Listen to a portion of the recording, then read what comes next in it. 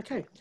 Hello, everyone. My name is Tony Briffa, and I'll be moderating this side event taking place during the 44th session of the Human Rights Council.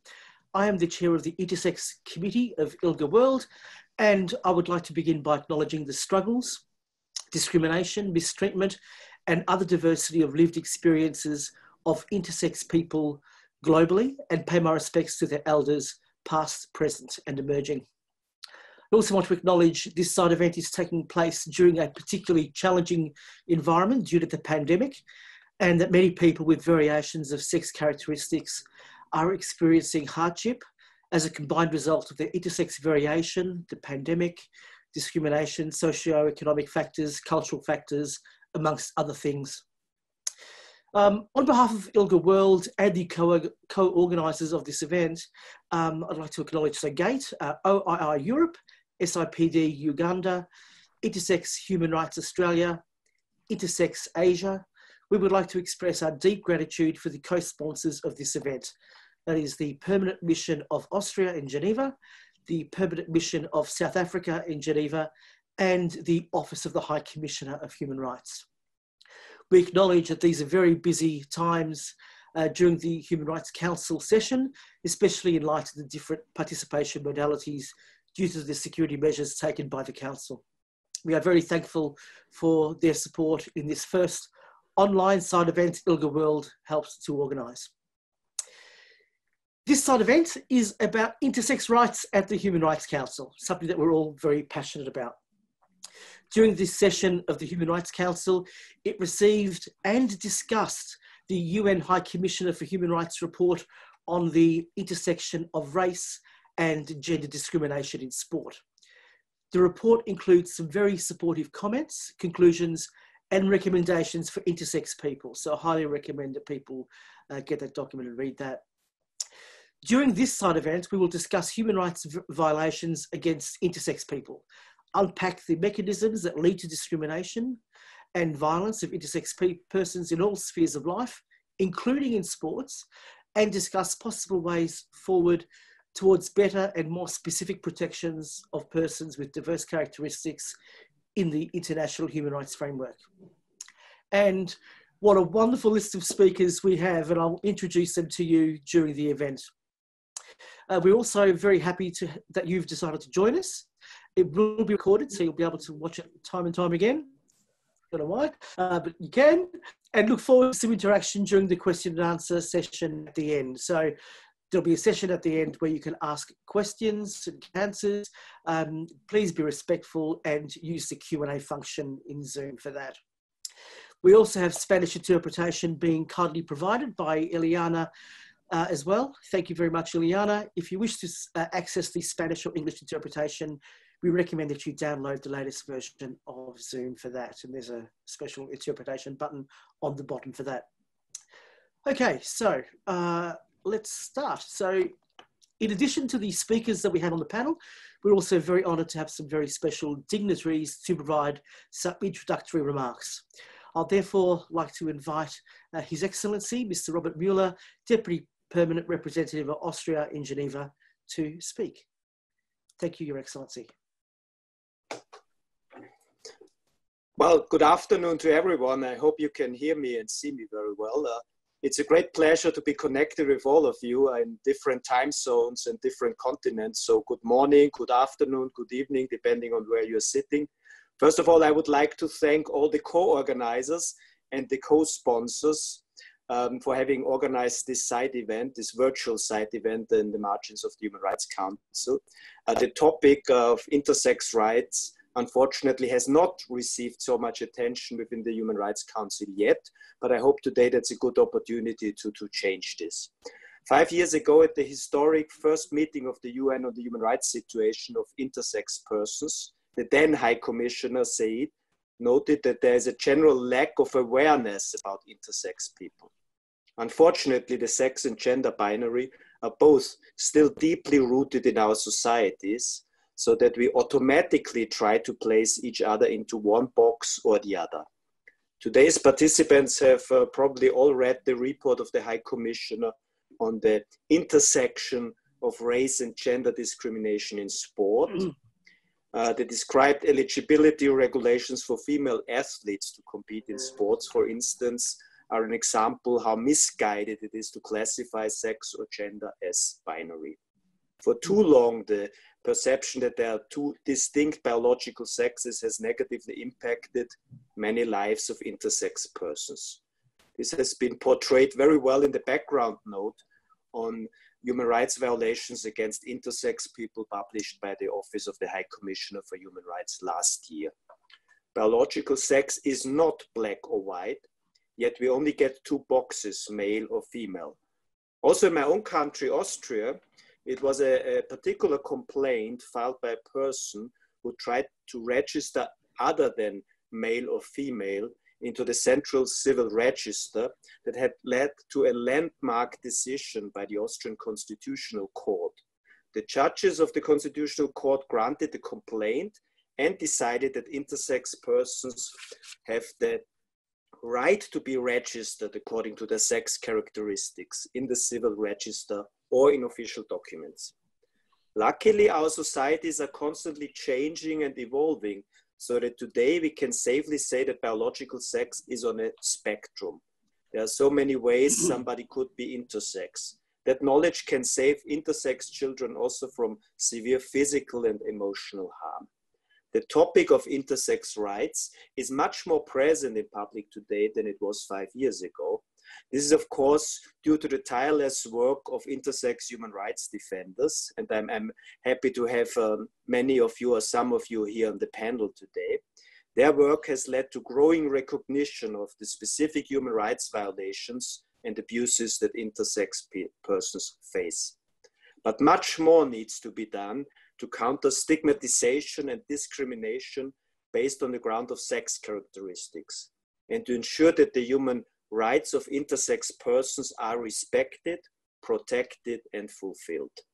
Today's side event is a very welcome opportunity to come together and discuss a broad variety of aspects concerning intersex issues in the context, particularly of the Human Rights Council and its work.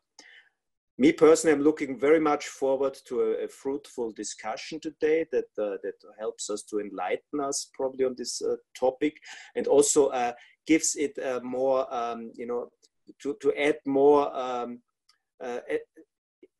to this important topic, which, as I mentioned earlier, has not been given the kind of importance that we think it should have been given to in the work of the Human Rights Council. So thank you very much for being with you, and I'm looking forward to a stimulating, interesting discussion. Thank you very much, and I will unmute myself now. Thank you. Thank you very much, Your Excellency. Very much appreciate you being here and all the work and support that you give our community. So next we have Her Eminence, Ms. Nelia Barnard, Deputy Permanent Representative of South Africa to the United Nations in Geneva.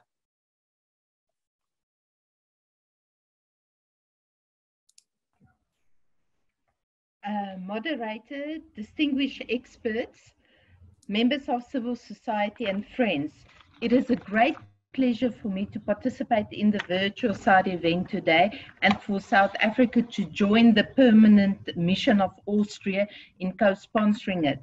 I wish to convey also best and warm wishes on behalf of Her Excellency Ambassador Nthabiseng Mokoena, who regrettably cannot join you today, and I'm also here with our expert who's joining me.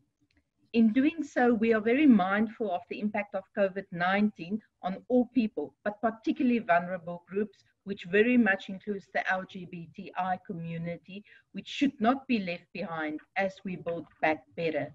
Moderator, when South Africa brought Resolution 40/5 to the Human Rights Council in March 2019, we did so based on the conviction that a terrible injustice was being perpetrated against intersex women and girl athletes. The Council saw the wisdom in what we were proposing and adopted the resolution. We have subsequently been heavily criticized by the sporting fraternity of not fully understanding what we were proposing, and we were subjected to the same condescending approach and talking down to that which we all are familiar with. But on the contrary, we knew exactly what we were proposing, and it is a point that the sporting fraternity acknowledges, but then says is necessary, namely that the human rights of these women and girls are indeed being systematically and repeatedly violated in the most egregious way. South Africa cannot and will not remain silent about this. Report 44/26, which arises from the resolution, states clearly and unambiguously that women and girls face sexual exploitation and abuse in sports, that race is a gatekeeper for elite sport, that women and girls from low-income households face multiple barriers of access to professional sport, that gender and racial stereotypes denigrate ethnic and racial minority women in particular, and that the rights to freedom from torture and other cruel, inhuman, or degrading treatment or punishment. It looks like we have a video issue there. Okay. It looks like we've lost Her Excellency.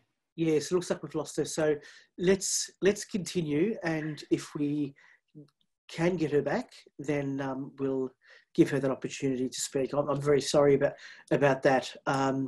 Certainly, we very much appreciate the work of South Africa in our space, and they have been great champions for intersex human rights. All right, so let's start with our speakers today. The first one we have is Kelechi Chio, Associate Human Rights Officer at OHCHR.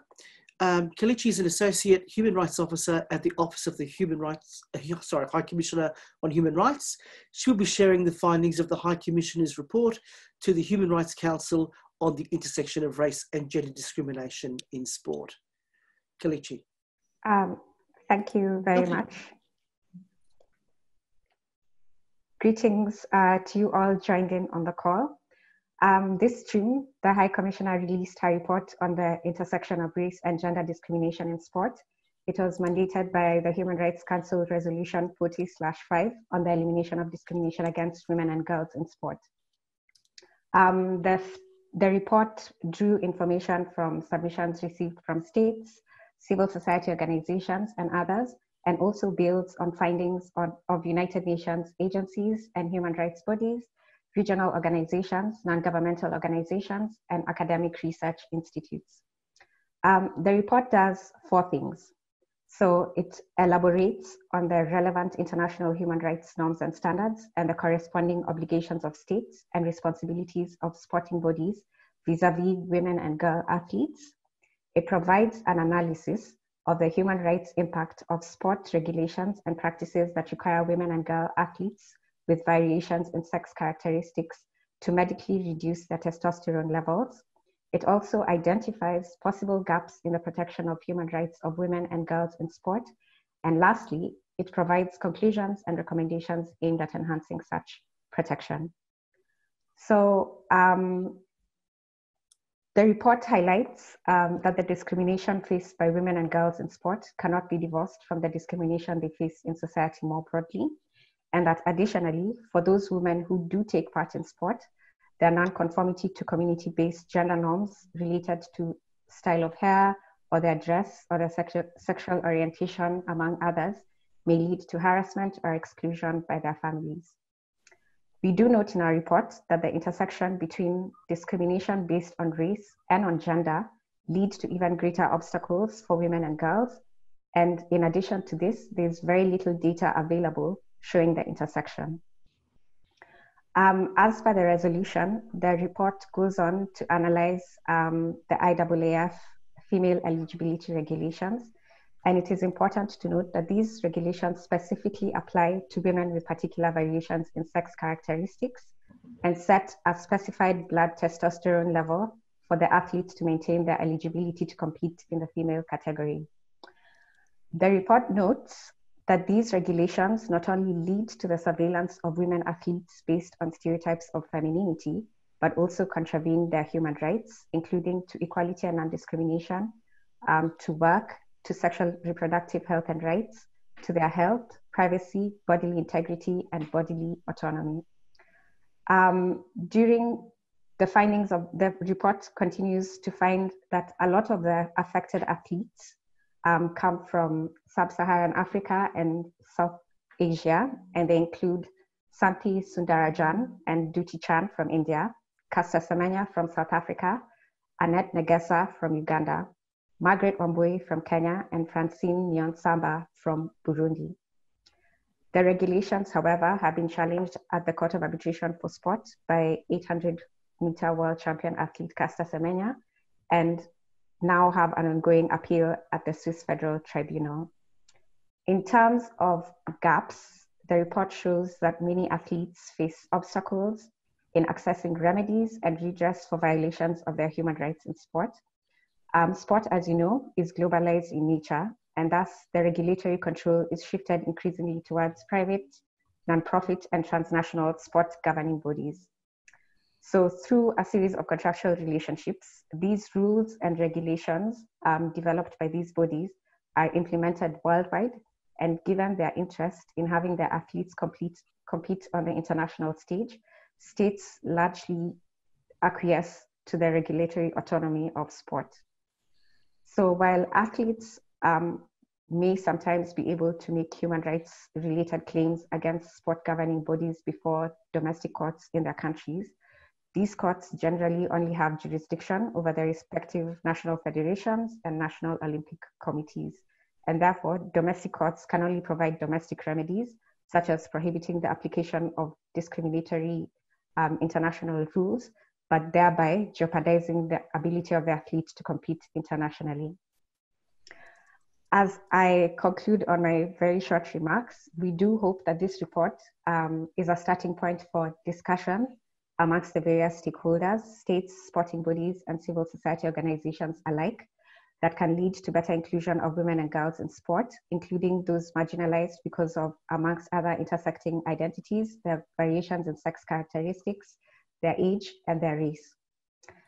The High Commissioner's recommendations to states and sporting bodies in the report shows that there is urgent need to remove obstacles for women and girls in accessing sport, that there is need to collect disaggregated data, more so on race and gender, on women and girls' participation in sport. And the High Commissioner also calls for increased collaboration between states and sport governing bodies to establish a process to review the rules, regulations, contracts, and agreements to ensure compliance with international human rights norms and standards. And with this, I'll end my presentation here for now. I thank you for your kind attention, and I look forward to the question and answer session. Thank you. Thank you very much, Kelechi. I really appreciate your contribution. I think we have Nelia Barnard on the back with us. Is that right? And if we do, please feel free to continue your talk before you got cut off. Moderator, thank you very much.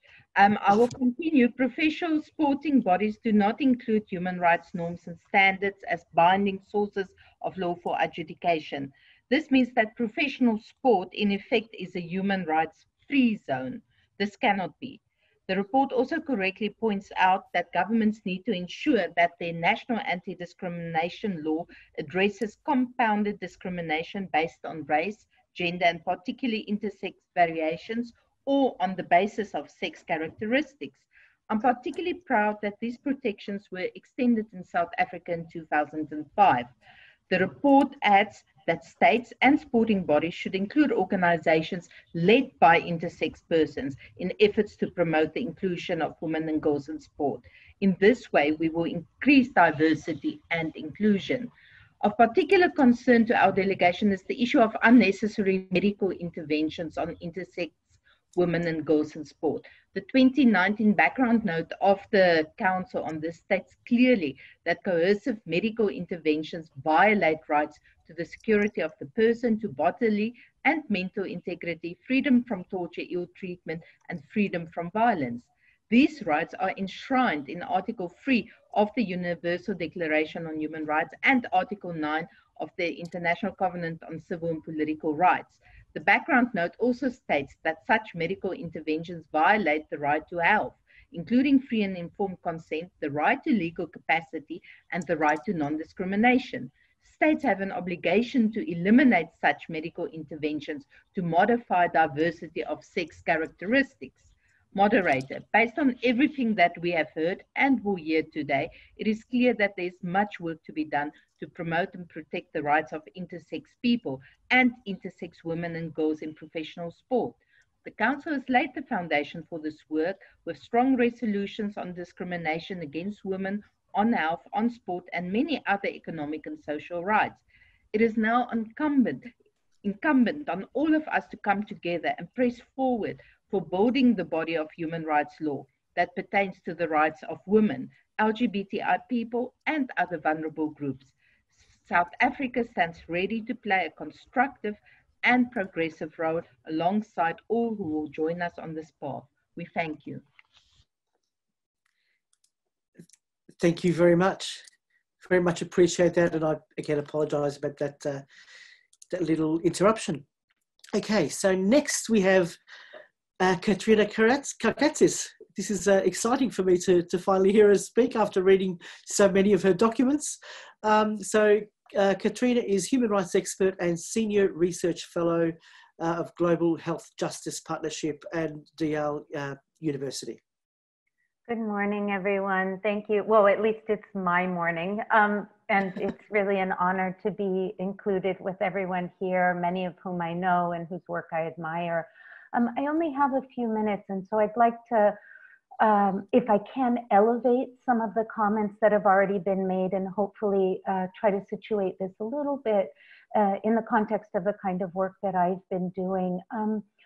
One of the most important things I think to understand about this document and report is that it signals a growing international consensus against discrimination and violation of human rights of people with variations in sex characteristics. So Kelechi said, and I absolutely echo this idea from the report, that the kind of discrimination that has happened already and the harm that has happened to people with intersex variations societally, and really owing to medical response and interventions on the bodies of people with intersex variations, is being replicated in sport. And that's important so that it's compounded.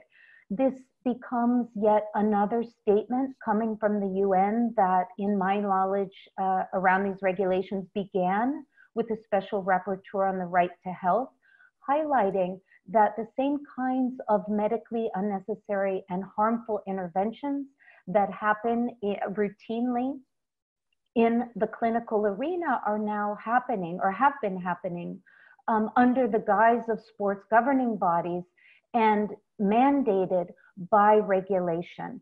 And that happens because of the mandate to lower testosterone among women athletes. And that happens via medically unnecessary interventions. So what this report does is call attention to the way in which these regulations perpetuate human rights violations, but in a really broad spectrum. So not just, for example, rights to bodily autonomy, but actually rights to livelihood, which is incredibly important. It's also important to underscore that these are policies that primarily burden and harm women of color from the global South, and hence the focus on the report of the intersectional burden of race and gender discrimination in sport. It's incredibly important not only because it actually specifies the kinds of human rights violations that happen, but it makes a couple of strong recommendations that I very much want to underscore, and some of which Kelechi and others have mentioned. First of all, it actually requires that sports governing body, or not requires, but it actually strongly suggests that they review and revoke eligibility regulations that have negative impact on athletes' rights, and especially these that require the lowering of testosterone. So this is very important. This is part of a growing consensus, both from the Special Rapporteur on the right to health, but later also special rapporteurs, for example, from CEDAW and also against torture, in terms of saying that these unchecked powers that these sports governing bodies have become a problem in terms of protecting human rights. So in the area that I've worked in, which is helping to bring challenges to these regulations, the first case was brought by Duty Chan, the second case still ongoing and pending by Kester Semenya, have gone to the Court of Arbitration for Sport. What this document says is that the Court of Arbitration for Sport is not an adequate body to review and uphold international human rights law, and that we actually have a problem ensuring justice and non-discrimination for women athletes who want to challenge these regulations, because in the current way that they're being challenged, there is no venue in which international human rights can be assessed, analyzed, and upheld regarding these regulations. This severely compromises athletes' human rights, and so it's very important that this report come out and say that. It also says that there should be public education campaigns, both to counter gender stereotyped attitudes and also racist attitudes that are perpetuated within sport, and to specifically educate athletes about their rights. So my hope is that, as Kelechi said, we are awaiting the ruling of the Swiss Federal Tribunal in Kester Semenya's appeal of these particular regulations. And should it be that they not rule in her favor, the hope is that although this is not at this point an official resolution, that it become an important point of leverage and argument in that continued fight for rights and justice for women who are experiencing gender and racist discrimination in sport, owing to regulations specifically such as the testosterone regulation, but also more broadly, regulations and practices that happen both within the context of sport and also that are exacerbated in sport because they're happening at the societal level. So I hold out hope that this will provide another mechanism, join the chorus of other UN experts and also other bodies such as the World Medical Association, Human Rights Watch, ILGA, and others, intersex activist organizations. I mean, really, it's a very, very strong and loud chorus right now, calling attention to the problems that are happening within medicine and the way that that's being exacerbated within sport to replicate the same kinds of harms and rights violations that have been long happening in medicine and actually long happening in sport, probably for the better part of 50 years, but in which I think there's gaining momentum to try to challenge them. So thank you very much for your time and for listening to me. And I look forward to the Q&A and also to hearing from the other speakers. Thank you very much, Katrina. It's great to hear you and great. Thank you very much for participating. Next, we have Nthabiseng. So Nthabiseng Mokoena from Intersex activist South Africa speaking. Thank you, Nthabi. Alrighty, good day everyone. As Tony has already stated, my name is Nthabiseng Mokoena with Intersex South Africa, or ISA in short. As ISA, we commend the report, especially for its very comprehensive analysis on the challenges and violations that people with intersex variations face in professional sport. The report is important because it shows that these regressive decisions taken by international bodies not only affect how intersex people are treated in their professional fields, but that these decisions send a clear and loud message that our bodies do not fit in and that we need to be fixed somehow. So by legitimizing the discrimination against women with diverse sex characteristics, such institutions continue to be complicit in the ongoing human rights abuses that use questionable scientific arguments to develop, promote, and justify institutional and systemic injustice and exclusion against persons with diverse sex characteristics. It is said that women with diverse sex characteristics not only have to fight against the modern day sex texting, but also have to face public exhibition and a total disregard of their bodily autonomy and integrity and on top of that, have to deal with racial and class discrimination. Because over and over again, we've seen that these violations have been aimed at Black and brown women from poor countries, especially if they do not fit traditional forms of femininity. It is disheartening as well that intersex people still lack access to their fundamental and basic rights, including the protection from torture and inhumane treatment. Intersex human rights in sub-Saharan Africa are still very limited. Activists continually state that intersex genital mutilation, IGM, continues unabated. It is because of this lack of protection that we hear stories like that of Annette, a professional athlete from Uganda, who was coerced into undergoing a career-ending surgery. And after all of that suffering, had to seek asylum in Germany because she feared for her life after she spoke of her experiences. Her story reminds us how difficult it is for intersex people in the region. Children are still subjected to IGM. Teenagers and adults are still coerced into undergoing surgeries with limited knowledge and even more limited care afterwards.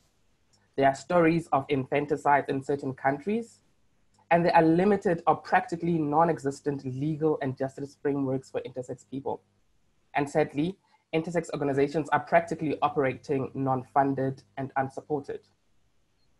We also have to admit that we're seeing some progress at the African Human Rights Commission, at the African Commission for Human and People's Rights, and that a few countries such as South Africa and Kenya have taken some progress and legal steps in the direction of the promotion and protection of the rights of intersex people.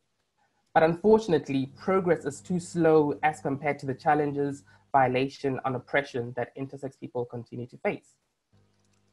As an intersex person that escaped the clutches of forced medical interventions, as an intersex person that never went any medical treatment, I completely understand how lucky I am compared to other intersex people with extremely violent and sad stories.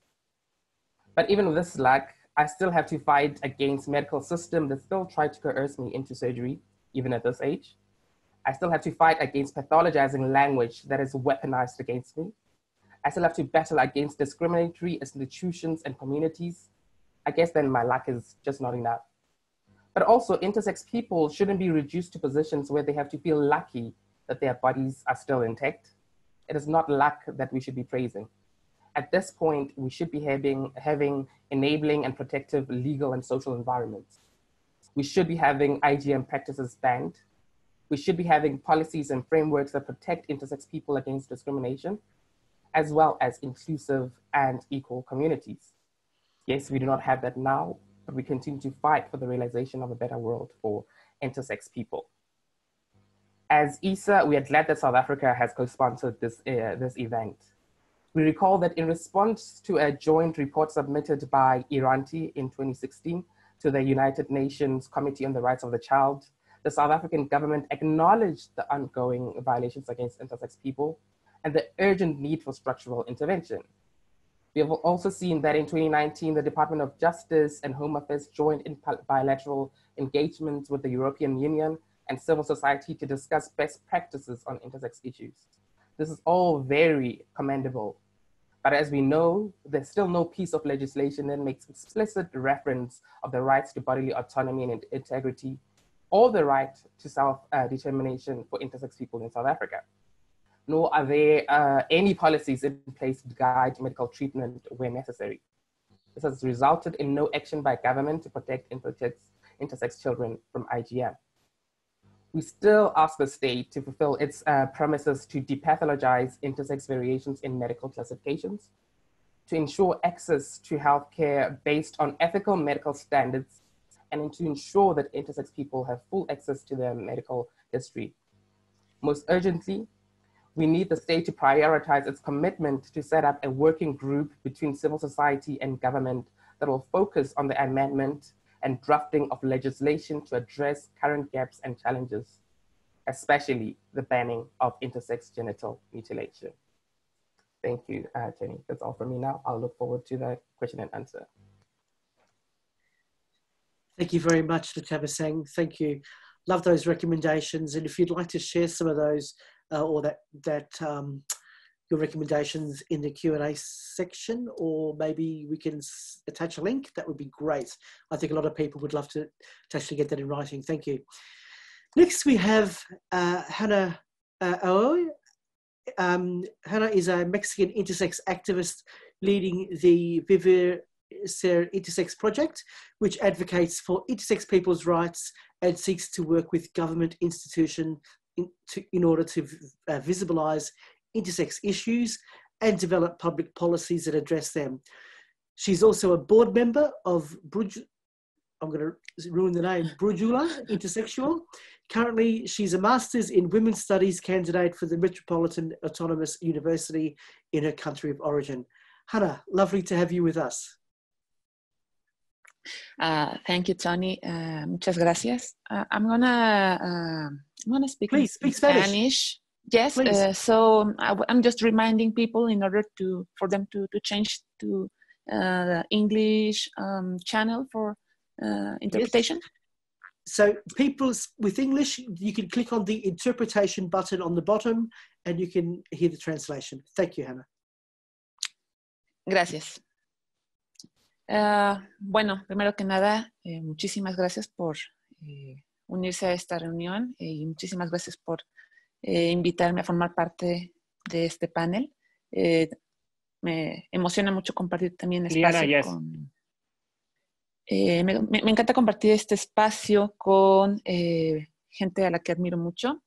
Y bueno, quisiera retomar un poco las palabras de Nthabiseng acerca de, bueno, esta cuestión de que parecería que las personas intersex cuyos cuerpos han quedado intactos, han escapado a la violencia estructural que produce la mutilación genital intersex, deberían estar agradecidas por mantener su cuerpo, ¿no? Y bueno, no es así. O sea, hay una persistencia de esa violencia estructural.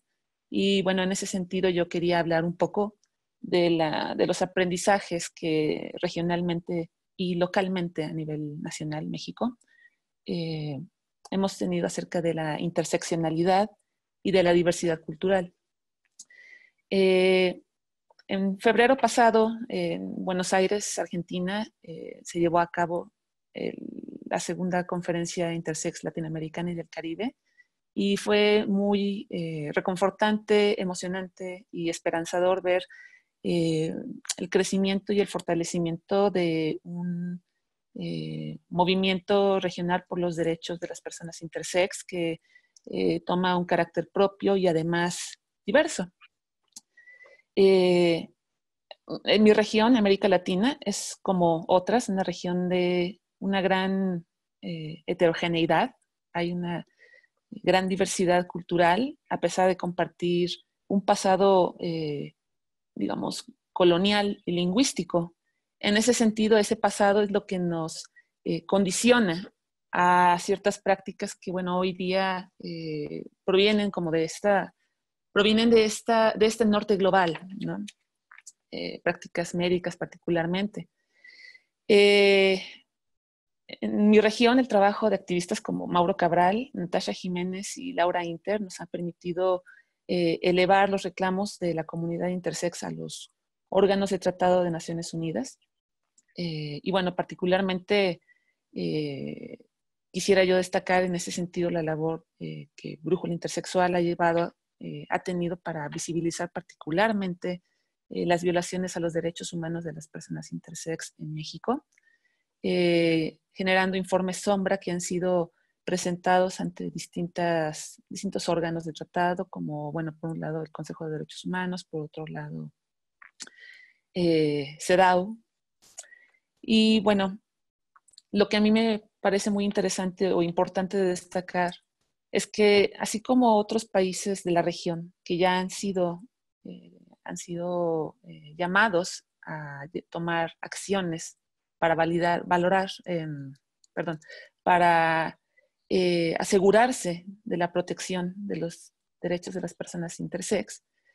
En el mejor de los casos, los estados se amparan bajo una retórica de estar protegiendo los derechos de una comunidad LGBTQ con la cual tenemos una serie de intersecciones, con la cual compartimos una serie de violencias sistémicas, estructurales, y efectivamente en el proteger los derechos con base en orientación sexual, identidad de género y expresión de género, se protegen también los derechos de las personas intersex. Sin embargo, no se atiende la especificidad, y este es el punto que yo quiero destacar, no se atiende la especificidad de demandas como lo es la autonomía corporal y la integridad física durante nuestra infancia, que es el momento en el que tenemos de menos agencia por no ser reconocidos como sujetos plenos de derecho. Esto es algo que ha sido señalado por numerosos informes, no solamente a nivel región, sino a nivel global, pero me parece que es necesario destacarlo, recalcarlo, porque los estados deben tener conciencia plena de cuáles son estas violaciones específicas de las que somos sujetos, y también estar conscientes de los retos particulares de cada región, de cada país, porque, por ejemplo, no es lo mismo el tipo de violencia que puede sufrir una persona intersex en México que el que puede recibir una persona intersex en Chile, por decir un ejemplo. Tiene mucho que ver no solamente la cuestión cultural, sino también el tipo de cobertura, por ejemplo, de los sistemas de salud, que por ejemplo en el caso de México es muy escaso en realidad. A pesar de contar con un sistema de salud público, en realidad muchas personas no tienen acceso a servicios de salud. Y bueno, me parece también que es importante destacar que el grado de invisibilidad de nuestras necesidades vuelve necesario que se escuche la labor que las organizaciones de derechos humanos de las personas intersex a nivel regional han estado desarrollando a lo largo de estos años, ¿no? Finalmente, bueno, me gustaría señalar que yo estoy hablando digamos, a título propio, pero también estoy hablando en representación de muchas personas que sin duda estarían muchísimo más acreditadas que yo para hacerlo, pero que no pueden hacerlo porque precisamente viven en un contexto de violencia social que les dificulta o les implica un riesgo el presentarse en foros como este. Así que, bueno, también es algo que los estados tienen que estar conscientes, ¿no? Así que, bueno, la verdad, agradezco mucho nuevamente este espacio y me gustaría mucho continuar en la discusión de preguntas y respuestas que siga a este panel. Muchas gracias.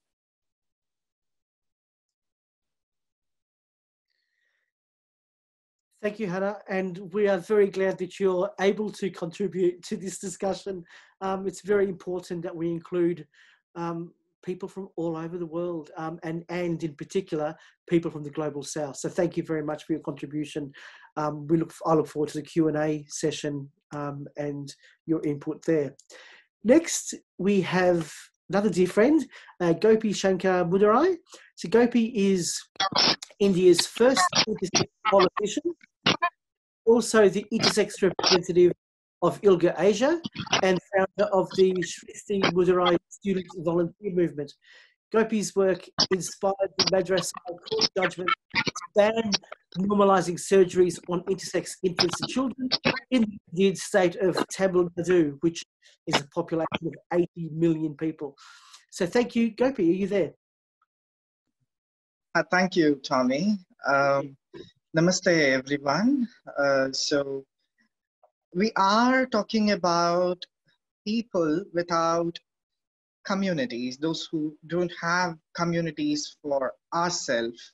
I mean, we are diverse, and we are talking about people who don't have justice mechanism, where the judicial body, the judges, the policymakers, the medical scientists, doctors are ignorant about the issues of intersex, especially in the South Asian context.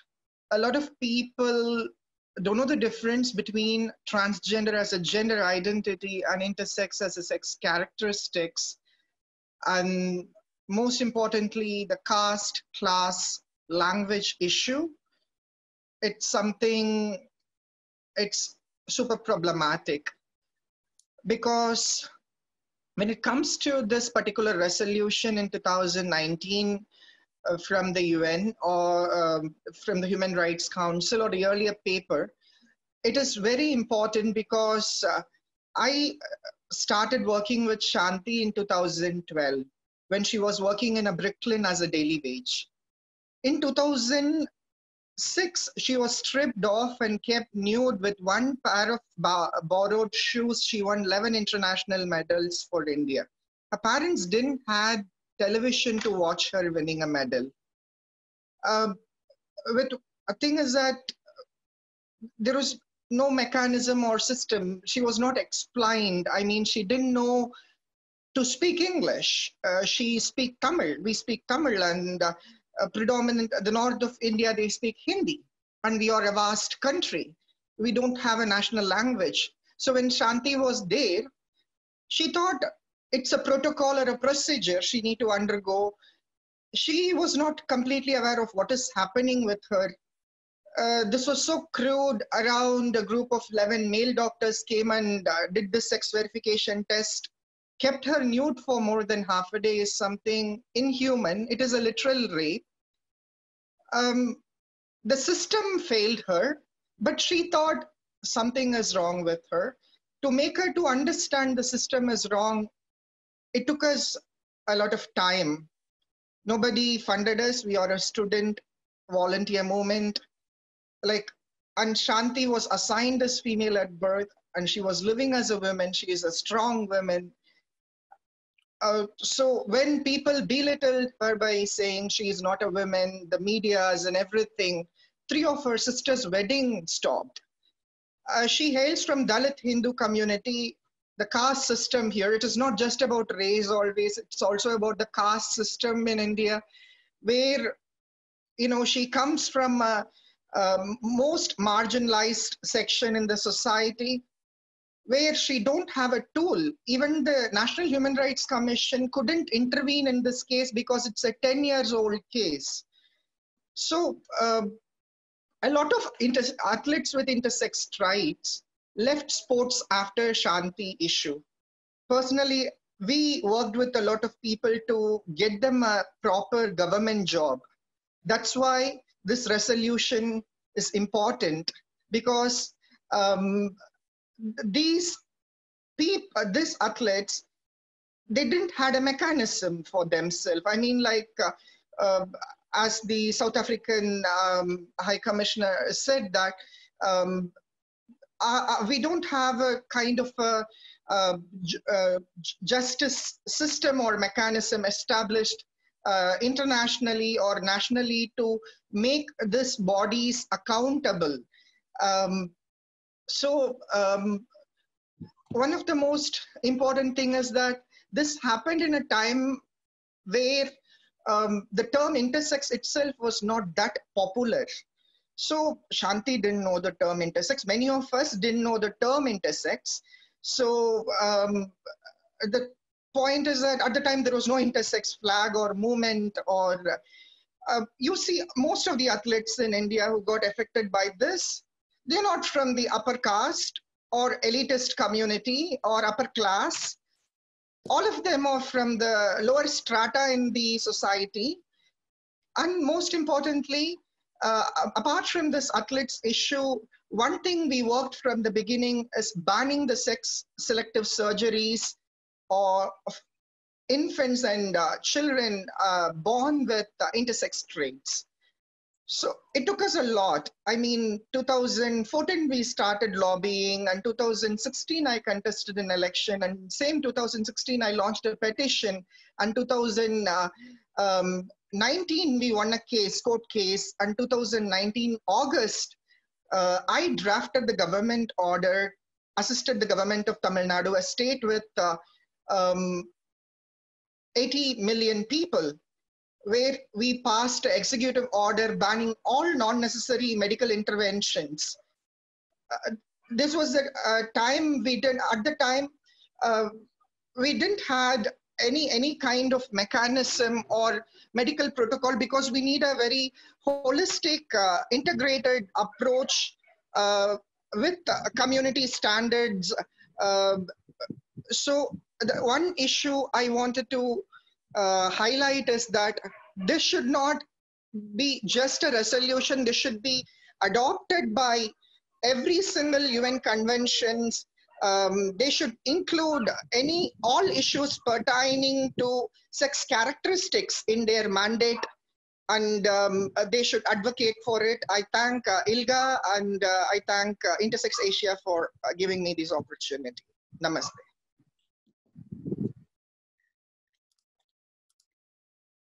Thank you very much, Gopi. Thank you. It's always lovely hearing you, but always very heartening to hear the experiences of people, of intersex people in your country. We need to do so much more. Okay, next person, the last person on the panel we have, last but not least, is Mphatso Sakala. Mphatso is the founder and executive director of Intersex Society of Zambia, member of the steering committee of the African Intersex movement, and of course, an intern at ILGA for intersex people and sex characteristics. Mphatso. Thank you so much, moderator. Just as Tony has said, my name is Mphatso Sakala, and I'm the founder and executive director of Intersex Society of Zambia, an intern at ILGA for intersex people and sex characteristics, as well as a member of the steering committee of the African Intersex movement.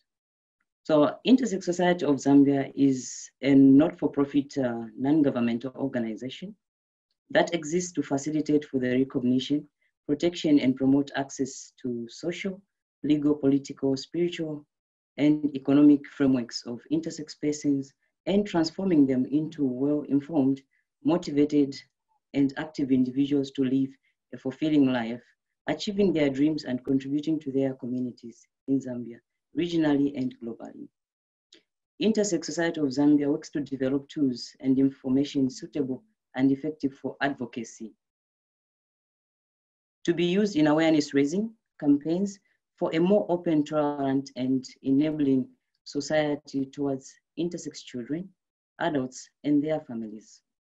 As Intersex Society of Zambia, we welcome the report by the United Nations Office of the High Commission for Human Rights. In most countries around the world, including Zambia, intersex infants, children, and adolescents are subjected to medically unnecessary surgeries, hormonal treatments, and other procedures in an attempt to forcibly change their appearance to be in line with societal expectations about female and male bodies. Intersex persons also face infanticide, ridicule, stigma, and discrimination perpetrated by cultural, traditional, and religious beliefs. Intersex persons face challenges in all spheres of life, including education, medical, legal, social, economic, as well as political. The lack of policies and recognition of intersex persons in most African countries and other countries around the world to protect intersex persons is also a contributing factor by sporting organizations such as International Amateur Athletic Federation, IAAF, negate the very principles and fundamental rights as articulated by the United Nations. The idea of telling intersex persons to alter their bodies can be equated to torture.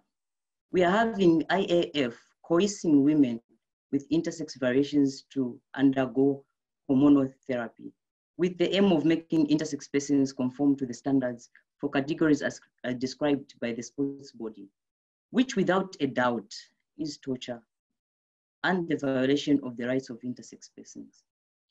We cannot have sports bodies subjecting persons with intersex variations to such treatment, just because they cannot stand up and say this is torture. Intersex persons are born that way. We are all cognizant that people step out and get into sports disciplines, not because they are male, female, or intersex, but because they have the talent. Therefore, the basic fundamental issue is that we have people who have talents and their bodies cannot be altered for them to fit into those categories. It's about talent and dignifying people and not having an institution as a tool to propagate stigma and discrimination for a group of people who are not born within expected binomial understanding of who is male or female. It is so worrying to have some African countries not standing up for their citizens in sports disciplines and other spheres of life who are intersex. Is it that governments are ashamed of the intersex persons or what? We applaud South Africa for standing up for Caster Semenya and other states like Kenya. As governments who are signatories to the human rights instruments, such as the United Nations Declaration of Human Rights, they are expected to uphold the rights of all human beings as guided by the human rights instruments. It is also about time states recognize the existence of intersex persons. Ending abuses against intersex persons will also require the government to raise awareness of the rights of intersex people, to protect them from discrimination on ground of sex characteristics, including in access to healthcare, education, employment, sports, and in obtaining official documents, as well as protection when they are deprived of liberty. Governments should also combat the root causes of these violations, such as harmful stereotypes, stigma, and pathologization, and provide training to health professionals and public officials, including the legislature, the judiciary, and policymakers. They must uphold the autonomy of intersex adults, children, and their rights to health, to physical and mental integrity, to live free from violence and harmful practices, and to be free from torture and ill treatment. Intersex children and their parents should be provided with support. Intersex children and adults should be the only ones who decide whether they wish to modify the appearance of their bodies in the case of children when they are old or mature enough to make an informed decision for themselves. As I conclude, the United Nations should favor protection of intersex persons at all levels, national, regional, and international, and hold governments to account for their violations of intersex persons' human rights. Thank you for giving me this opportunity, and I look forward to the question and answer section. And with this, I end my presentation. Thank you very much, Mphatso. Wonderful hearing from you and your contribution. Okay, so that's it for these panel speakers. Before we go to the Q&A session, are there any state representatives present that would like to make a comment before the Q&A session? Eugenia Vasquez, you should be able to speak now.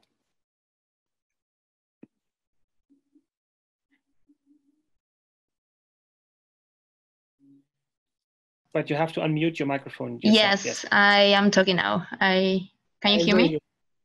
Yes, we can hear you. Thank you. Great. Okay, first of all, thank you very much to the organizers for convening this relevant event and to all the participants for their interesting contributions shared in the discussion. Argentina is a country committed to combating all forms of discrimination, including discrimination based on sexual orientation and gender identity. In this context, we seek to promote the end of violence as well as any kind of criminalization that may exist on the basis of sexual orientation. For our country, it is the duty of the state to ensure equality among all people in accordance with existing international human rights instruments and our national constitution.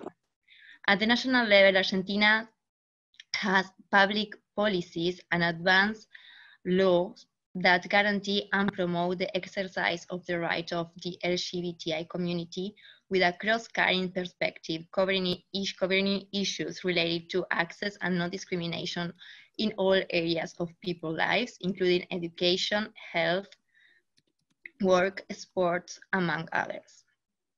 Intersex people have the right to their bodily autonomy and integrity, as well as prior, free, and fully informed consent is a requirement that must be guaranteed in all medical protocols and practices.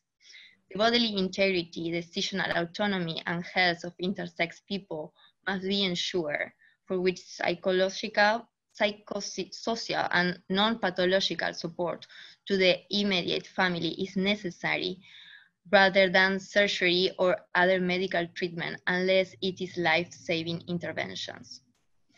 In July, the new Ministry of Women, Genders and Diversity launched the Action Plan Against Gender Violence 2020-2022, containing a chapter on diversity. This new action plan is a very comprehensive plan which aims to address a structural problem in a participatory, federal, multi-agency, cross-cutting and intersectional way, and seeks to build a fairer, more equal and non-violent society against women and LGBTI+ people, and it is available for the public in the website of the minister.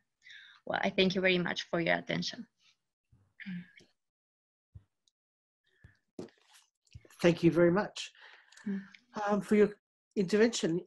So next we will have Mona. Hello.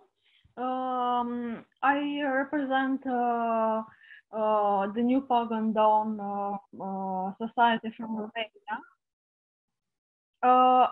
And we as organizations support the equality between sexes and non-discrimination between the majority of heterosexual majority and LGBT minority, as well as the Christian religious majority and pagan minority, especially between Christian religious majority and pagan LGBT community. We support the principle of non-discrimination and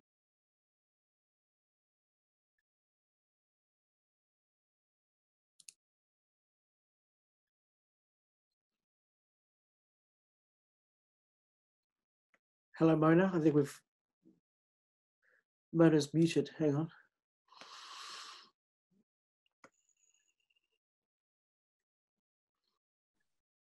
Mona, we cannot hear you anymore.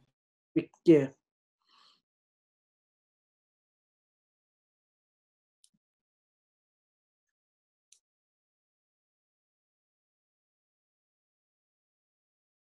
Oh, you can't hear me? do you hear me now? Oh, it's sounding very distant.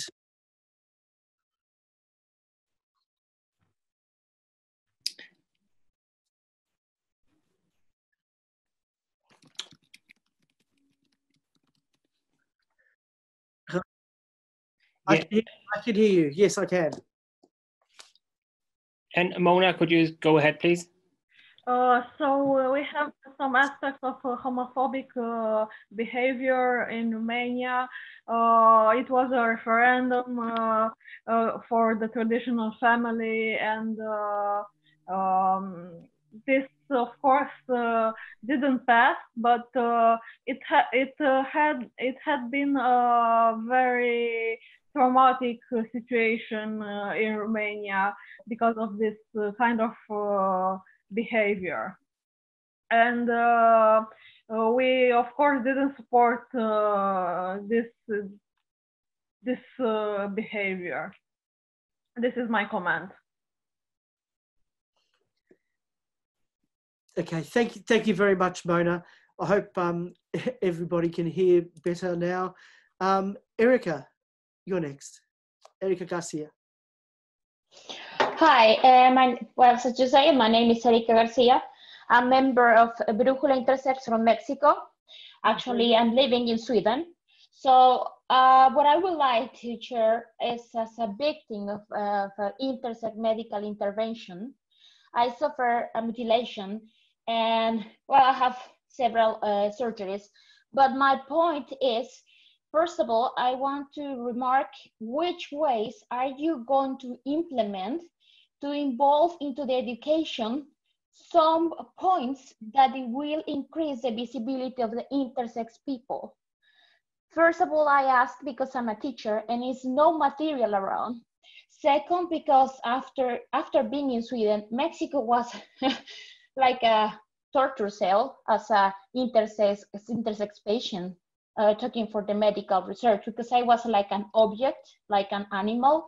We were going to in the hospital like someone that they can experiment, see by 11, 12, 13 doctors, bringing up and down to different hospitals.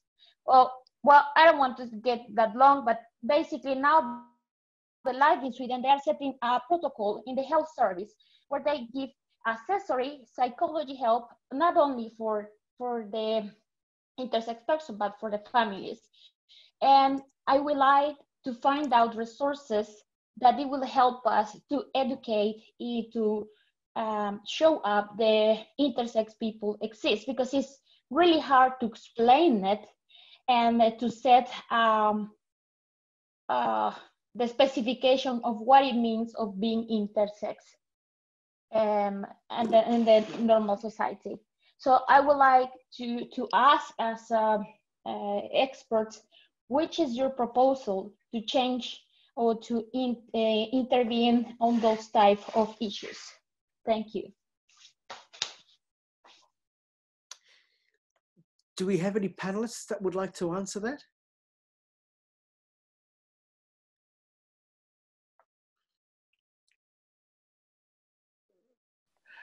Bueno, me, maybe Tony, I would just like to, yes, thank you, Erica, for speaking up.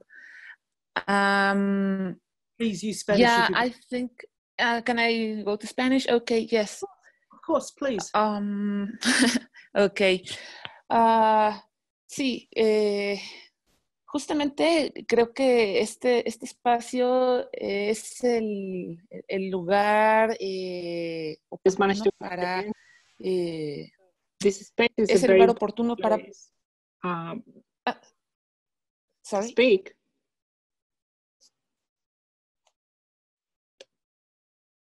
Okay. Okay. Sorry. I was listening to the interpretation. Okay. Yeah. Well, should I just go in English? Okay. Yeah, I think this is the proper place. So in order to place these questions, to address states, to actually to urge international entities to devote resources, más adecuado en el cual podemos direccionar preocupaciones, specific actions para que in order to address this lacking of education, this lacking of awareness. So I think it's a task for each and every state, and I would like to know which another states are present here in this meeting, because they must definitely answer to these demands. They must meet these demands. It's for them, it's their responsibilities to answer for that. Las responsabilidades que tienen para answer. proteger estas poblaciones deben que responder a nuestros cuestionamientos. Entonces es bastante importante que logremos establecer esta comunicación que estamos teniendo hoy.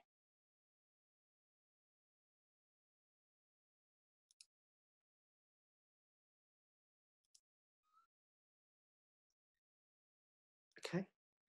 All right. The next person that we have to speak is Thorvidur Thorson from Iceland. Thank you for giving me the floor, and apologies for the very Icelandic name. So I go by Vardi for short. I just quiero pedir disculpas por Eliana, you speak in the English channel.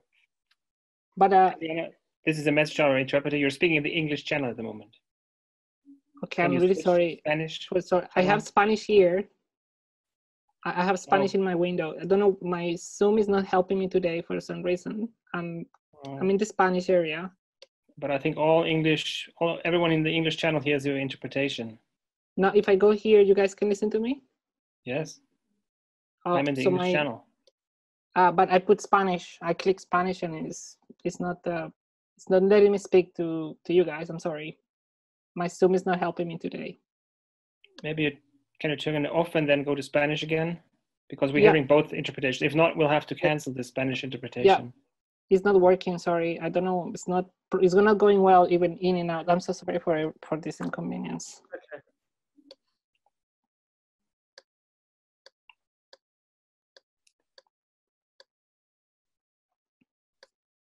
So should we continue trying? Yes, please. And I'm sorry for the No worries. It's Please, bound. We're still trying all this technology, so it's sure. just amazing that you have interpretation at all. So I just wanted to say thanks for the event, and it's been quite interesting. You know, Iceland was very pleased to co-sponsor the South African initiative. ¿Me escuchan en español o en inglés? Are you listening in the English one? Still the main channel, yeah. No, I really cannot. I don't know what's happening. Anybody with honestly. English, just turn the interpretation off. Yep. Sorry, Torvador, you've been no worries. Just to say that we were very supportive of the South African initiative in March, and we were also very pleased to read what we felt was a very good and comprehensive report that not only spoke to the individual cases but also the broader systematic aspect of this issue. So we were very pleased with that report. You know, we've tried to systematically incorporate SOGI LGBT issues into our work at the Human Rights Council, and we've done so in particular through the UPR, and that's something that I wanted to highlight as a means to activate this report, if I can say it in that way. And you've done well as ILGA and other partners in making concrete recommendations to states to bring forward at the Universal Periodic Review to other states. And I think that's something that I would encourage you to continue to do and continue to work with like-minded states to put those recommendations forward, because I think that is something that reach policymakers in each country, and I think can even though some of those won't have immediate effect, I think we continue to push the agenda forward in that way. The question I would have is to the panel is how you see us operationalizing the report further. If there is anything that you tend to do with it in your work, or if you see any angle forward in the Human Rights Council. It's been touched upon a little bit, but I think we have a very valuable tool in our hands, and I would like to hear your thoughts on that. Thank you. Anyone of the panelists like to answer that question?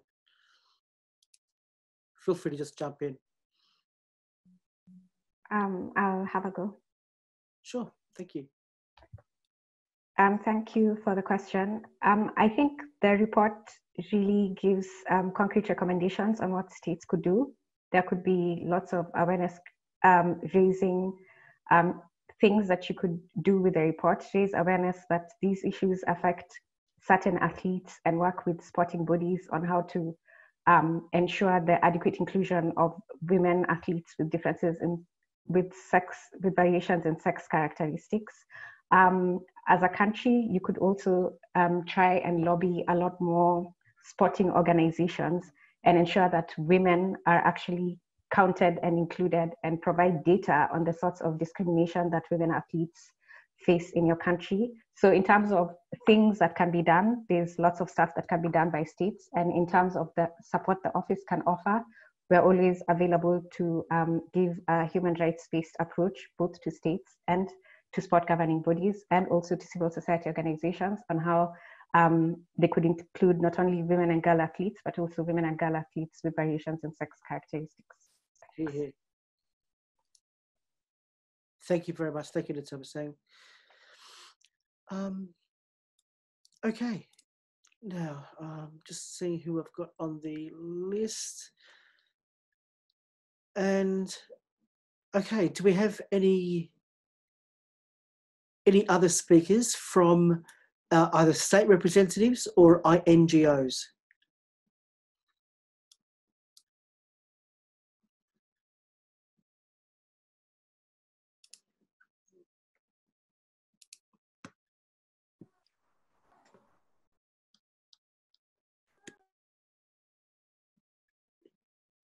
Payoshni, please.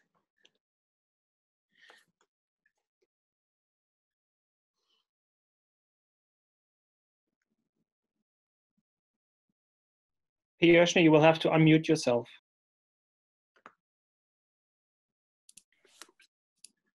Sorry.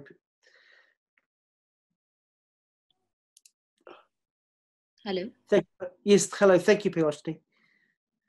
Hi. I didn't realize I would be the first to be asked to speak. Thank you for the panel, and I just wanted to highlight something that I saw in the comment. You mentioned that not all intersex people identify as non-binary, and that intersex people also identify as cisgender male or cisgender female. And I think that is an important point which better be said than just be written in the chat, just in case people miss it. That's because most of the athletes who even Kalichai mentioned in her speech, all the athletes that she mentioned, most of them do not identify as intersex or non-binary, just in case people are confused between intersex and non-binary. All of them identify as women. And I thought that was not very clear in the discussion, and I wanted to add that I wished some of the athletes were present in the panel, but I just wanted to clarify that. Thank you. Thank you, and that is indeed a very important distinction to make. Most or many intersex people are intersex men or intersex women. Many are cisgendered, many are straight. So it's, they're not even, queer as such. There's also many straight intersex people as well as cisgendered intersex people. So that point is very clear. Thank you. Any other NGOs or states that want to speak? Oh, sorry, Guido Battaglia. Thank you very much. I hope you can hear me. Good morning, good afternoon, and good evening, everybody. And thank you very much for this excellent session. I represent an organization that is called the Center for Sport and Human Rights. And the Center for Sport and Human Rights supports, enables, and promotes the prevention of human rights harms, access to effective remedy, and a positive human rights legacy from sport and sporting events. We bring together an unprecedented coalition of governments, UN agencies, including the Office of the High Commissioner for Human Rights, sport bodies, NGOs, including ILGA, trade unions, sponsors, and broadcasters. And our objective is to work together to achieve the mission and objective of the center through collective action.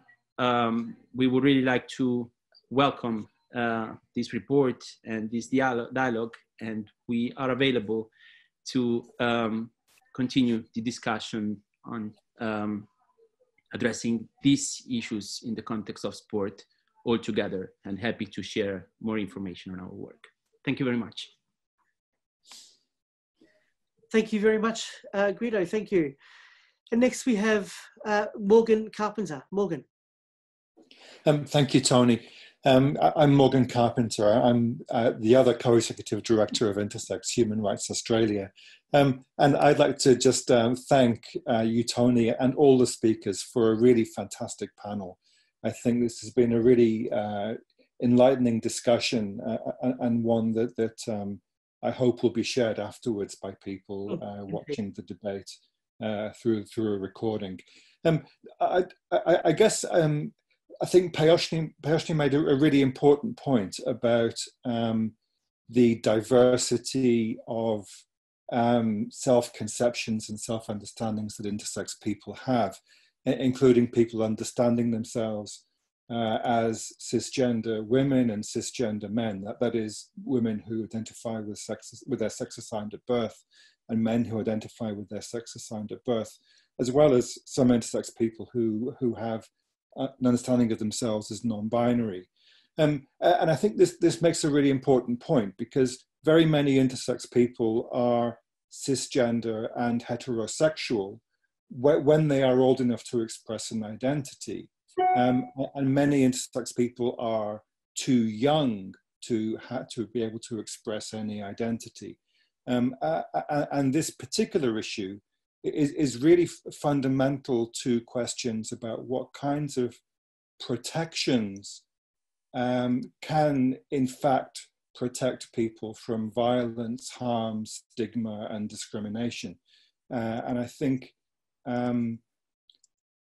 many states have spoken today and talked about how protections on grounds of sexual orientation and gender identity exist in their countries and provide some protections to people. But I want to just identify that those protections do not protect intersex people because we are intersex.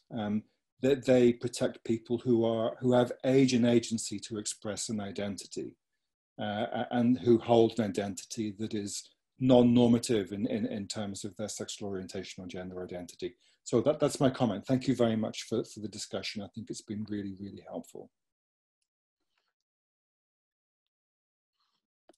Thank you very much, Morgan. Really appreciate that. I think that is a matter well made, a point well made, and it's an important one. Okay, I'm asking if anybody have any questions. We've got about 6 minutes before we need to wrap up. So anybody would like to ask questions in the Q&A section? I've got a question here that maybe Katrina might answer, but I don't want to put you on the spot. The question is, my question is, the panel is regarding clinical medicine. Where to from here? Athletes who would like to compete are now forced to meet the regulations. World Medical Association and multiple country medical associations have distanced themselves from the research paper and are uncomfortable to be involved. How do we help these athletes now? Sure. I'm not sure, by the research paper, I'm not sure if they mean this document. I'm not clear, but I still think I can hopefully provide a comment or two. One of the things that I think this report underscores and that doesn't get enough attention is that people tend to revert to the idea that if there's some possibility of medical benefit or use, that somehow these regulations are not problematic, because conceivably there's a small percentage of women where there might be some kind of medical benefit. The problem with this kind of thinking is that it skips over the idea, two important ideas. One is that I believe the regulations are inherently coercive, that if we take into account the idea of the context in which women find themselves, the way in which sport can be a route to kind of economic viability for some women, the number of people that rely on women for economic support, especially at the elite level, and other things, people who might be expecting them to compete. There's no way in, and the idea that undergoing the interventions is a requirement for continuing one's career at whatever level that they're at, right? Because people might actually undergo the intervention in anticipation of becoming an elite athlete. So there's a trickle-down effect. That there's no way to implement something like this without it being coercive. And so I don't believe that there can actually be an informed consent process that is fully informed and uncoercive in the context of these regulations. So that said, it's not relevant to me that there might be a medical benefit, because that needs to happen outside of the context of sport regulation that is at the request of the woman who has a complaint of her own or an issue of her own about her own body that she seeks irrespective of what's happening here. What I would hope is that there is a way in which, again, this strengthens the kinds of arguments that have long been made among people fighting for rights for people with intersex variations, that you cannot have kind of unchecked power around these interventions, and that unchecked power can come from the clinical world, it can come from sports governing bodies, and that we need to push back on this kind of power, which is unfortunately largely routinized and accepted, I think, among the quarters creating these kinds of regulations or among medical clinicians. And while there's been some shifts in those areas, and I would like to say that I think there's been some really important thinking and practice and action on behalf of the International Olympic Committee about adopting international human rights law and implementing that into the way that they think about their broader practices, including these regulations, that it's not strong enough at this point. So my hope, again, is that this is a really important step forward for thinking about that, specifically in the context of sport, but that it's synergistic with other efforts that have been happening, being put forth by many different intersex advocacy organizations, people who have spoken on this panel, you know, and who are represented, because that fight is now a decades-long fight, and I think there's important progress. So I hope that in some way addresses the comment. Thank you, Katrina. We've got two questions before we have to wrap up, and I think both of them are good concluding questions. So one question is, this is a great achievement for us women involved in sports. Most of girls were running away from sport because of the fears to be put on them in sport. My question is, what are the steps to follow from this report?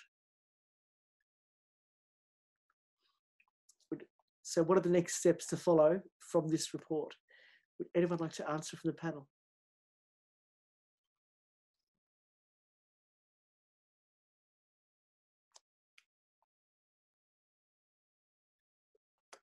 I wonder if Kelechi could answer this. Yeah, because I was curious too about this question of, you know, countries that might adopt it. Yeah, I'm glad you're there, Kelechi. Yeah, thank you, Kelechi. So really, our hope with this report, since we're the authors, is that it really just gives an opportunity for everyone to come together at the table and speak about all the issues we've mentioned. It's like a starting point for discussion amongst all the stakeholders involved and all of us who are around at the table, between the office, between states represented, between civil society organizations, between sporting bodies, if there are any, to start bringing out the issues that have been brought out of the report and ensuring that there's adequate inclusion of women and girls in various sports. And also, so I think for us, it's really just trying to see how best everyone could come together, and we can't be the ones to provide the next steps. And we do hope that everyone around the table, sporting bodies, states, and civil society organizations can, you know, sit down and decide how best to take this work forward, because we've provided an opportunity for the issue to be discussed by you all. Thank you. Thank you very much, Katrina. I think it's obvious that this is a great step forward, but we still have a lot of work to do, but working together, we will get through this. And it's great that we've seen support from various states here tonight, or today. We are going to have to end it there because we've gone over time. As we end, I just want to apologise for the lack of interpretation towards the end of this side event. I'm very sorry about that. I also, again, would like to thank the Deputy Permanent Representative of Austria in Geneva, the Deputy Permanent Representative of South Africa to the UN, all of our wonderful speakers, and they're a great bunch of speakers that we've been able to put together in such a short period of time. The organisers, so organisers, ILGA World, GATE, OII Europe, SIPD Uganda, Intersex Human Rights Australia, and Intersex Asia. The co-sponsored event was co-sponsored by Permanent Mission of Austria, Permanent Mission of South Africa, United Nations Human Rights Officer of the High Commissioner, and interpretation by Eliana. So thank you, everybody. It's been an amazing panel. We've had about 100 people participate, which is great. It obviously shows that there is an interest, and hopefully we'll do this again. Thank you very much, everybody.